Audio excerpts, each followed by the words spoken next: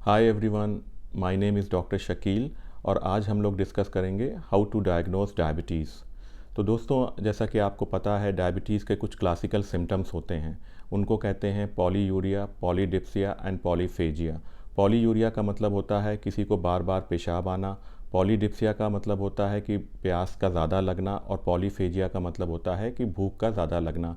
तो किसी भी पेशेंट में अगर आपको ऐसा लगता है कि उसको पेशाब बार बार हो रहा है, या भूख ज़्यादा लग रही है, या प्यास बहुत लग रही है, या वो कह रहा है कि गला बड़ा सूखा रहता है, तो आपको एक सस्पिशन होना चाहिए कि कहीं शुगर की बीमारी तो नहीं हो रही है।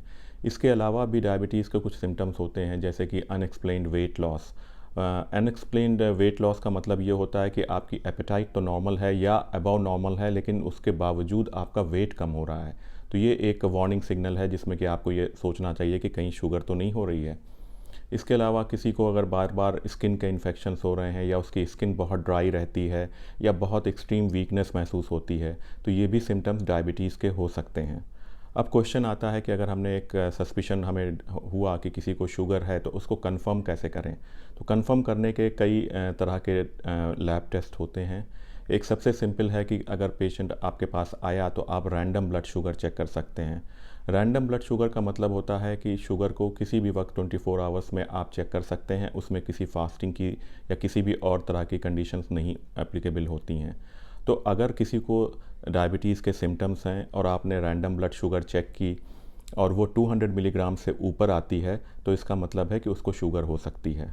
दूसरा तरीका होता है कि आप पेशेंट से कहें कि फास्टिंग ब्लड शुगर चेक कराएं।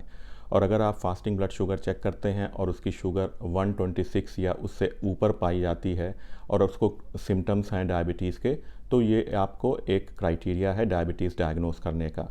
लेकिन एक दूसरी सिचुएशन ये हो सकती है कि पेशेंट की शुगर तो 126 या उसके ऊपर आई, लेकिन उसको कोई सिम्टम्स नहीं हैं। तो इस सिचुएशन में आपको दो डिफरेंट ओकेजन्स पे उसकी शुगर चेक करनी होगी, और अगर दोनों बार वो 126 के ऊपर आती है, तो this is also one of the criteria कि उसको डायबिटीज़ हो रही है। तीसरा तरीका होता है कि HbA1c को टेस्ट करने का। HbA1c को आप टेस्ट किसी भी वक्त कर सकते हैं। इसके लिए कोई फास्टिंग या और किसी कंडीशन की ज़रूरत नहीं होती है। नॉर्मल HbA1c 5.7% से नीचे होता है, और अगर ये 6.5% से ऊपर है तो ये शो करता है कि आपको डायबिटीज़ हो गई है। लेकिन अगर सपोज़ कर लीजिए आपका HbA1c 5.7 से ऊपर है और 6.49 से नीचे है, तो इस सिचुएशन को हम प्री डायबिटीज़ कहते हैं। प्री डायबिटीज़ का मतलब ये होता है कि अभी आपको डायबिटीज़ नहीं हुई है, लेकिन आपको किसी भी वक्त डायबिटीज़ में ये कन्वर्ट हो सकती है। ये डायबिटीज़ से पहली वाली सिचुएशन है। तो इस तरह से आप उसको डायबिटीज़ को डायग्नोसिस बना सकते हैं। ऐसे ही एक चीज़ फास्टिंग ब्लड शुगर के साथ भी थी कि जो नॉर्मल फास्टिंग शुगर की वैल्यू होती है वो 100 होती है, और डायबिटीज़ के लिए जैसे मैंने कहा कि 126 के ऊपर होना चाहिए। लेकिन अगर सपोज़ कर लीजिए आपकी शुगर लेवल 100 और 125 के बीच में आ रहा है, तो उस सिचुएशन को हम प्री डायबिटीज़ कहते हैं, या इम्पेयर्ड फास्टिंग ग्लूकोज कहते हैं। तो ये भी एक क्राइटेरिया है जिससे कि आप प्री डायबिटीज़ या नॉर्मल या डायबिटिक कंडीशंस को डायग्नोसिस बना सकते हैं। अब एक बार किसी को डायबिटीज़ हो गई और उसका इलाज शुरू हो गया, तो आप कब कहेंगे कि डायबिटीज़ को कंट्रोल है।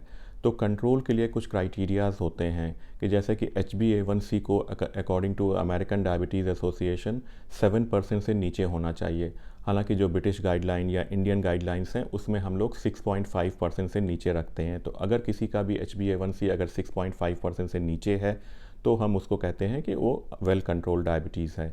इसी तरह से ब्लड शुगर लेवल जो फास्टिंग होना चाहिए वो 80 से 130 के मिलीग्राम के बीच में होना चाहिए। जो थोड़ा सा एजेड लोग होते हैं उसमें हम थोड़ा सा रिलैक्स कर देते हैं क्राइटेरिया, उसमें शुगर 120 130 तक भी हम नॉर्मल मान लेते हैं।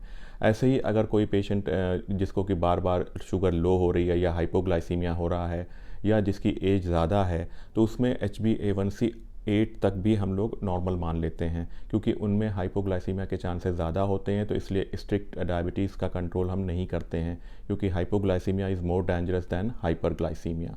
तो ये कुछ क्राइटेरियाज़ हैं जिसके की बेसिस पे आप डायबिटीज़ को मैनेज कर सकते हैं। ठीक है दोस्तों, तो इस वीडियो में बस इतना ही। अगले वीडियो में बहुत जल्द आपसे मुलाकात होगी। जिन लोगों ने अभी तक ये मेरा चैनल सब्सक्राइब नहीं किया है, उनसे रिक्वेस्ट है कि वो इसको सब्सक्राइब कर लें, ताकि उनको वीडियो आसानी से मिलता रहे। Thank you.